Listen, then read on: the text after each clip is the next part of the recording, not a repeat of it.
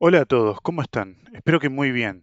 El día de hoy les traigo un nuevo video que va a conformar parte de esta serie de la introducción al esoterismo occidental. El día de hoy tenemos tipos de entidades comunes de ayer y de hoy. Dioses, daimones, ángeles, elfos, todo lo que ustedes quieran. Vamos a pasar primero a describir, ¿no es cierto?, qué es un espíritu, ¿no? Y lo que les voy a decir es, sí, en el término etimológico, el espíritu vendría a ser un intermediario, una entidad o un principio no material que posee una agencia, una identidad y una capacidad de interacción con el mundo humano o el natural, como puede haber sido concebido en distintos marcos culturales, filosóficos o religiosos. No hay una definición única y universal y el término funciona como una categoría relacional usada para nombrar todo lo que actúa sin cuerpo físico estable, ¿no es cierto? Y los espíritus en la antigüedad podrían, como dije, ser un intermediario. Los daimones griegos, los geni romanos, los malachim hebreos, no son absolutos ni humanos. O sea, son intermedios entre planos, transmiten influencias, mensajes o destinos. Ahí el espíritu no es un alma, sino una función activa dentro del orden cósmico, como el espíritu humano también, quiero decir. En tradiciones filosóficas, especialmente en las platónicas y las neoplatónicas, el espíritu es un principio animador, aquello que da vida, movimiento o inteligibilidad. Inteligibilidad. Puede ser individual, o sea, puede haber un daimon personal o un ángel, o universal, Pneuma Spiritus Mundi, ¿no? El neuma, el alma, la respiración vital, ¿no? El aliento vital, o el espíritu del mundo. No siempre es personal, a veces es un medio o una sustancia sutil. Ya en contextos religiosos medievales, el espíritu se define por voluntad e intelecto sin materia, o sea, ángeles y demonios son espíritus en sentido estricto, son inteligencias incorpóreas con intención moral. Ahí es donde aparece la polarización ética, pero no se elimina la idea de la mediación, ¿no? En el folclore y también en el ocultismo, los espíritus son presencias localizadas y relacionales también, o relacionales. Un muerto inquieto, un dueño del lugar, una forma pensamiento, un egregor, como lo definimos en el video anterior. Su existencia ahí depende del vínculo con las personas, con las emociones, los territorios o las narrativas. Ya en enfoques más contemporáneos, los espíritus pueden entenderse como un patrón de agencia no humana, o sea, algo que influye, responde, persiste sin soporte biológico. Bajo esta definición caben desde entidades míticas hasta construcciones colectivas operativas, ¿no? O sea, un espíritu no siempre es algo invisible, es algo que actúa sin cuerpo, ¿no? O como nosotros conocemos el cuerpo, reconocido como un sujeto dentro de un marco cultural determinado, ¿no? Hay muchos tipos y ahora dentro de un ratito les voy a describir varios que yo recopilé para sus gustos. Ya había mencionado el tema de las entidades y bien, ¿por qué habría que nombrarlo, no? Porque una entidad es cualquier forma reconocible de existencia delimitada a la que se le puede atribuir una coherencia interna, una identidad y una capacidad de persistir como algo distinguible de su entorno, ¿no? Es un término más amplio y mucho más neutro que el de espíritu. En la filosofía, ¿no?, una identidad es simplemente algo que es. Puede ser material o inmaterial, concreta o abstracta. Una piedra, una persona, una idea matemática, un campo físico, un ángel pueden llamarse entidades si se les considera unidades ontológicas, ¿no? El término no aplica intención, conciencia ni sacralidad. Ya en contextos religiosos y esotéricos, una entidad se usa para cuando se quiere evitar comprometer la naturaleza exacta de lo descrito. Nombrar algo como entidad permite hablar de su presencia, efectos o interacción sin definir si es espíritu, dios, demonio, alma, símbolo o construcción psíquica. Por eso es frecuente en demonología moderna, ufología y ocultismo contemporáneo. A diferencia del espíritu, una entidad no necesita ser incorpórea ni agente. Puede ser pasiva, automática o puramente estructural. Un egregor, una forma de pensamiento, un arcón tecnóstico, una inteligencia artificial o una presencia anómala, pueden describirse como entidades, aunque el grado de conciencia que tengan sea discutible. En el folclore y la investigación de lo extraño, una entidad funciona como un término de contención, ¿no? Nombra lo que es observado sin cerrarlo conceptualmente y permite clasificar sin implicar del todo, ¿no? O sea, un espíritu de vuelta, o sea, implica una agencia, animación, a menudo intencionalidad, y la entidad implica existencia distinguible con o sin conciencia, ¿no? Todo espíritu es una entidad, pero no toda entidad es un espíritu. Em, y ahora sí, vamos a pasar a hacer una breve cronología, una breve y muy, más que breve, larga cronología, porque les voy a describir varios tipos de entidades y espíritus a lo largo de los tiempos, ¿no? Como los vamos entendiendo. Eh, Vamos a hablar primero sobre la antigüedad, ¿no? Y ahí ya nos, nos vamos a referir a los antiguos griegos, ¿no? a los, a los romanos, al Oriente Próximo cuando podamos y al judaísmo antiguo. De los griegos tenemos a los daimones, ¿no? No, perdón, de los romanos tenemos a los daimones con Hesíodo en Trabajos y Días, ¿no? En Trabajos y Días, Hesíodo describe a los daimones como los hombres de la Edad de Oro, transformados tras la muerte en seres invisibles que recorren la tierra como guardianes del orden moral. No son dioses olímpicos ni almas humanas comunes, sino potencias intermedias encargadas de vigilar la justicia, recompensar la rectitud y castigar la ibris, ¿no? Lo que los antiguos griegos y romanos conocían como el pecado, en realidad era el orgullo, ¿no? La soberbia. Su función es eminentemente ética y cósmica. Sostienen el equilibrio querido por Zeus sin intervenir de forma espectacular. Estos daimones no son intrínsecamente buenos o malos en sentido moral cristiano, sino que son agentes del orden. Actúan como testigos permanentes de la conducta humana. Enlazan el mundo divino con el humano. La noción hesiódica establece una ontología intermedia que será fundamental para la filosofía posterior, especialmente en Platón y el platonismo medio. Creo que cometí un error, dije que Hesíodo era romano. No era romano, era griego, soy un tonto. Discúlpenme. Ahora sí, vamos a hablar de los romanos, prácticamente vamos a hablar de los genios tutelares. Hay un culto romano al genius, ¿no? La religión romana, el genius es una potencia espiritual vinculada al nacimiento, la vitalidad y el destino de una persona, la familia o el lugar. Servio, comentando a Virgilio, lo define como el principio generador que acompaña al individuo de su origen. Cada hombre tiene su genios, cada mujer tiene su luno y las comunidades poseen genios colectivos. No es un ángel guardián moralizante, sino que es una fuerza vital que asegura prosperidad, fecundidad y continuidad. El culto al genius era doméstico y cívico, con ofrendas en cumpleaños y también rituales públicos. En la época imperial, el genius Augusti adquiere una dimensión ya política, integrando al emperador en el orden sagrado, ¿no? Y esta concepción va a influir en las ideas posteriores de espíritu personal y protector. Ahí se la dejan la pelota picando a los cristianos. Ahí después vamos a tener el daimon personal, volvemos a los griegos, en Platón, Apología y Banquete, donde Platón presenta al daimonión socrático en la Apología como una voz interior que advierte, nunca ordena y cuya función es disuasoria. No se trata de una conciencia psicológica, sino de una entidad espiritualmente intermedia, porque en el banquete Diotima amplía el concepto. Los daimones hacen de media entre los dioses y los hombres, transmitiendo plegarias y dones. Eros mismo es un daimón. El daimón personal no determina el destino, sino que orienta hacia el bien propio del alma.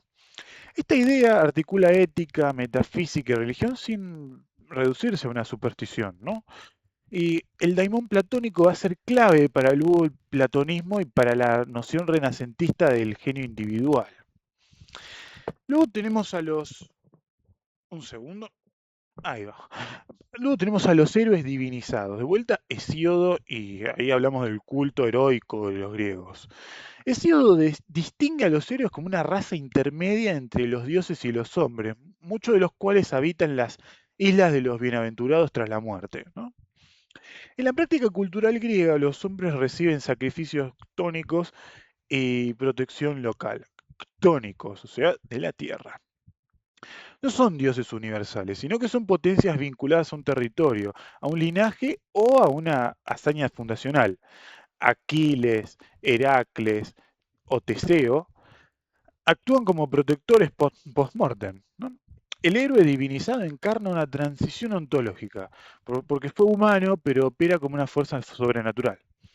Este modelo va a influir en el culto a los santos y en concepciones posteriores de intercesión espiritual, ¿no? Con el cristianismo. Después tenemos a los espíritus tónicos, ¿no? Los himnos homéricos hablan de ellos. En los himnos homéricos se describen potencias ligadas a la tierra, la fertilidad y el inframundo, como Demeter, Perséfone y Hécate, junto a daimones subterráneos. Estos espíritus tónicos gobiernan los ciclos de la muerte y el renacimiento, las cosechas y los límites entre los mundos. No son malignos, pero sí son ambivalentes y peligrosos, ¿no? Exigen un ritual correcto, así como también respeto.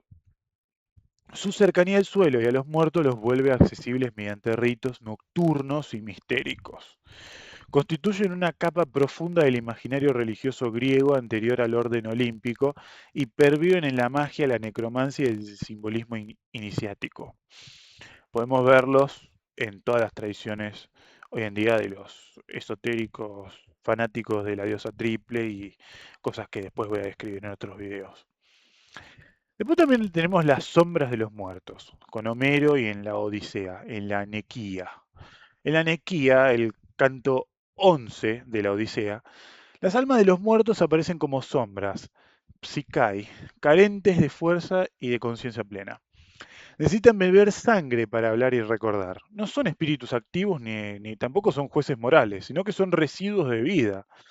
Esta visión refleja que había una antropología arcaica. Después de la muerte, el individuo pierde agencia, o sea, las sombras no protegen ni castigan, simplemente existen ahí. Este modelo va a ser progresivamente superado por las concepciones más dinámicas del alma con Platón y después en el orfismo, pero establecen la base literaria de la necromancia helénica. Pasando a los judíos, ¿no? Tenemos a los ángeles mensajeros, los Malachim. En la Biblia hebrea, el Pentateuco, el Malach significa literalmente mensajero. No designa una especie fija, sino una función. Los ángeles transmiten órdenes divinas, ejecutan juicios o protegen individuos. Carecen de nombres propios en textos tempranos y no actúan por iniciativa propia. Son extensiones operativas de Yahvé, no intermediarios autónomos. Su aparición suele ser abrupta y peligrosa. O sea, esta concepción más funcional y no ontológica contrasta con la angelología posterior que vamos a ver en el cristianismo y también en el judaísmo. El énfasis está en la soberanía absoluta de Dios, no en una jerarquía celestial desarrollada. O sea, viene Dios y te tira un mensajero. Tené cuidado y poner el culo al norte y el cuerpo a tierra porque viene Dios, no lo puedes parar. Después están los ángeles nacionales, los famosos príncipes celestiales del libro de Daniel, donde se introduce la idea de príncipes angélicos que representan a las naciones, como Miguel para Israel o el príncipe de Persia. Estos seres participan en conflictos cósmicos que se reflejan en la historia humana. Ahí los ángeles ya no son solamente mensajeros, sino que son actores políticos celestes. La historia ahí la van concibiendo como resultado de tensiones supramundanas y esta angelología apocalíptica va a influir profundamente en el judaísmo tardío, después en el cristianismo y también en la demonología posterior. Ahora pasamos a los querubines, los serafines, ¿no? Con el libro de Isaías y el de Ezequiel. Isaías describe a los serafines como unos seres ígneos de 6 alas que rodean el trono divino, proclamando la santidad de Dios y del mismo trono. Ezequiel va a presentar a los querubines compuestos con múltiples rostros y ruedas vivientes, ¿no? O sea, como seres extraños, no son antropomórficos ni amables, sino que son manifestaciones de la gloria divina. Su función es custodiar la presencia de Dios. Estas visiones rompen con la simplicidad angelical temprana y van fundando una imaginería poderosa que va a marcar la mística judía y luego la cristiana también. Ahora pasamos a los vigilantes, ¿se acuerdan? Los Grigori del libro de Enoch. En el libro de Enoch, los vigilantes son ángeles encargados de observar a la humanidad que descienden, toman esposas y enseñan artes prohibidas. Esta transgresión introduce la corrupción cósmica. Son castigados y después encadenados. Ahí surge el modelo de ángeles caídos previo al cristianismo. Los vigilantes explican el origen del mal, del conocimiento peligroso y de los gigantes. Porque claro, las mujeres con las que estos vigilantes se casan o desposan, eh, tienen como hijos a gigantes que se vuelven muy violentos y tienen que ser exterminados. Este texto va a reflejar tensiones entre una revelación legítima y el saber ilícito. ¿Por qué? Porque también después tenés que desaparece el libro de Enoch. O sea, en el Génesis sí se menciona que Enoch existe, pero después Dios va y se lo lleva. Pero tenés el libro de Enoch, papi. ¿Qué pasó ahí? Bueno, tenés que leer el libro de Enoch. Después tenemos a los gigantes, a los Nefilim, que los habíamos mencionado, que aparecen en el Génesis como fruto de la unión entre hijos de Dios y mujeres humanas. En Enoc, en el libro de Enoch son gigantes violentos cuya destrucción provoca el diluvio, ¿no? Tras su muerte, sus espíritus permanecen como entidades errantes y malignas. Ahí se explica el origen de ciertos demonios. Los Nefilim representan el desorden y también el desorden de las fronteras ontológicas, porque son seres corruptos, no tendría que haber una unión entre humanos y ángeles. Su mito, ese mito va a articular la genealogía con la catástrofe, con la demonología. Y obviamente va a influir en la demonología posteriormente, obviamente. Después tenemos a los espíritus planetarios de la astrología helenística. La astrología helenística atribuye a los planetas no solamente influencias mecánicas, sino inteligencias vivas. Cada astro va a poseer un carácter, una voluntad y capacidad de afectar el alma. Estos espíritus planetarios hacen la media entre el cosmos y el destino humano. No son dioses plenamente personificados, pero tampoco son fuerzas abstractas. Esta visión va a ser heredada por el hermetismo y después la magia astral posteriormente. Ahí sí vamos a hablar de el hermetismo, de los dioses astrales, del corpus hermeticum. El corpus hermeticum concibe a los astros como dioses visibles, animados por intelectos divinos. Gobiernan el mundo sublunar y participan en la generación del destino. El ser humano, mediante el conocimiento, puede elevarse por encima de su dominio. Ahí los dioses astrales no son meros objetos de culto, sino son potencias cósmicas integradas en una metafísica de la gnosis. Y luego finalmente eh, tenemos a los eones y a los arcontes. Vamos con los eones primeros. Tenemos a los eones del gnosticismo temprano. En el gnosticismo los eones son emanaciones del principio divino, están organizadas en pares y en jerarquías. Representan atributos del pléroma, o sea, de la totalidad. No crean el mundo material directamente, pero su desequilibrio conduce a la caída, ¿no? Son muy macarrónicos, son muy inexactos los gnósticos, es difícil entender a qué se refieren, pero bueno, los eones son entidades abstractas y también personales a la vez. El lenguaje que usan los gnósticos es simbólico, pero bueno, los eones son operativos dentro del mito gnóstico. Ya los arcontes, por ejemplo, en los textos gnósticos del Nag Hammadi, son gobernantes del cosmos material, asociados a los planetas y a la ignorancia. Crean y administran el mundo físico como prisión del alma. No son malvados en sentido moral simple, sino que son defectuosos. Engañan mediante leyes y mediante destino. Su figura va a fusionar demonología, astrología y crítica política, ¿no?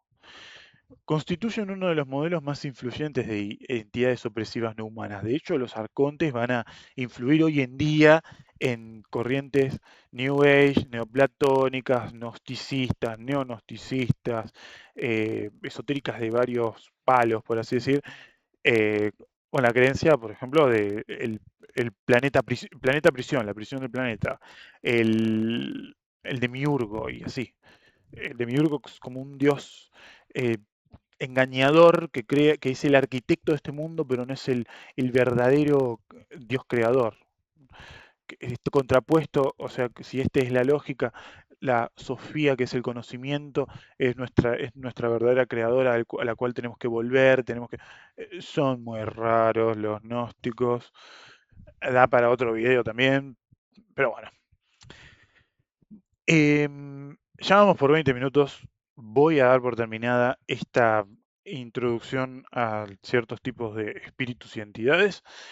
Y me gustaría verlos en el siguiente video, donde voy a continuar con la segunda categoría, donde vamos a hablar ya de la antigüedad tardía y el mundo tardoclásico. ¿No es cierto? Los veo en la próxima, en la segunda parte. Un beso.